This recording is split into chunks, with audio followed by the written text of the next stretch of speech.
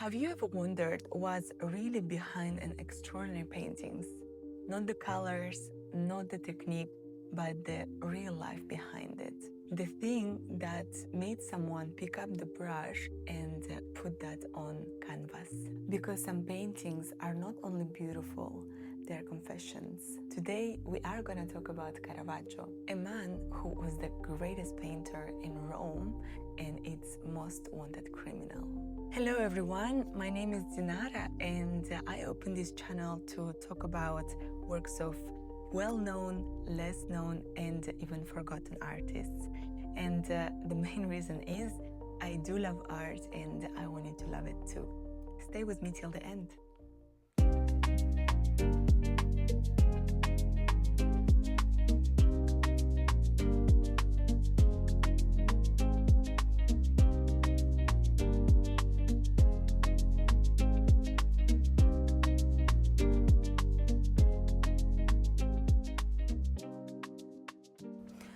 The first time I really came across with work of Caravaggio, it was while I was reading a book of Ernest Gombrich. It's called The Story of Art. So there was one passage that really stopped me. Gombrich describes it how Caravaggio received a commission from a church in Rome to paint St. Matthew, one of the apostles of Jesus, writing a gospel, holy, sacred subject. But instead of painting some idealized glowing figure, Caravaggio painted a poor old man, rough hands, bare, dirty feet, someone who looked like he'd never held a pen in his life. And next to him, a young boy, angel, gently guiding his hand. The church rejected it, too real, too human, not holy enough.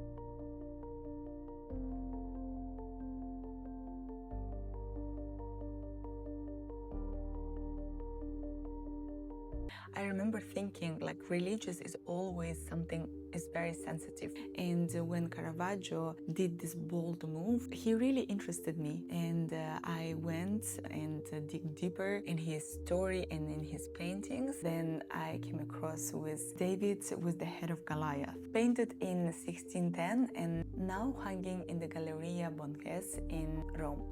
Let's look at the picture together. The painting is almost entirely dark.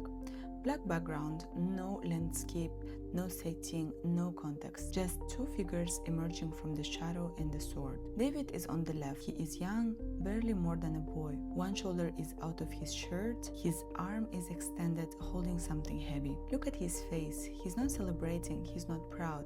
He looks troubled, almost pained, like he's disturbed by what he has just done. There is no trim fear, just silence and something that looks very much like sorrow. And then there is the head, Goliath, severe, held by the hair. The mouth is slightly open, the eyes are half closed, not fully shut, not fully open. Somewhere between life and death, like the last moment of consciousness frozen forever. Look at the forehead, you can see a wound. That detail is not from the Bible story, that is from Caravaggio's own life. In 1609, just a year before he painted this, he was ambushed in Naples by a group of men sent by his enemies. He was badly wounded on his face. He painted that wound onto his own self, because that face, that severe head, is Caravaggio's own. He painted himself as Goliath. One more thing, look at the sword in David's hand. Very faint, almost impossible to see. There are letters carved into the blade, assos. Art historians read it as a Latin phrase, humilitas occidit superbiam. Humility kills pride. His own confession carved into the weapon. But to understand why, we need to go back. To understand this painting, we need to understand the man who made it. And his story is unlike anything. His full name was Michelangelo Merisi da Caravaggio, born in 1571 in Milan. By the time he was 6 years old, a plague had taken his father, his grandmother, his grandfather, and his uncle, all within months of each other. He grew up poor and arrived in Rome at 21 with almost nothing. With a decade, he was the most famous painter in the city. He was a genius who was also genuinely dangerous. Not tortured artist dangerous, actually dangerous. Police records, bar fights, weapon charges. He threw a plate of artichokes at the waiter. He attacked a man in the street. His whole life was this collision between extraordinary talent and explosive self-destruction. Cardinals wanted his paintings. Court wanted his head, sometimes at the same time. May 18, 1606. A Roman tennis court, warm evening, two men with a long history between them. Caravaggio and a man named Ranuccio Tomassoni, a wealthy, well-connected gangster from a powerful Roman family. The two had argued many times before, often ending in violence. Nobody knows for certain what sparked that particular night. Some historians say it was a gambling debt over the game. Others believe it went much deeper. A woman. Her name was Philide Melandroni, a courtesan who had modeled for Caravaggio in several of his paintings. Tomassoni was her pimp, and for years the two men had been in rivalry over her. Whatever the reason, swords were down, and when it was over, Tomassoni was dead, bleeding out from a wound to his thigh. Some historians believe Caravaggio hadn't even meant to kill him, but it went too far. The papal authorities, meaning the Pope's court, controlled justice, controlled punishment, controlled who lived and who was free. And given everything Caravaggio had already done, the balls, the weapon charges, the attacks, the years of violence, his powerful patrons who had protected him from consequences for years could no longer save him. They issued the death warrant. In Latin, it was called bando capital. It meant Caravaggio was now officially an outlaw. Anyone, a stranger, a soldier, an enemy on the street could kill him on sight, legally, and collect a reward. He fled Rome that same night, left his studio, his patrons, everything he had built, and began 4 years of running. Naples, Malta, Sicily, back to Naples, always moving, always working, always waiting for a pardon that might never come. He briefly joined the Knights of Malta, a powerful independent religious military order outside papal law. They gave him protection,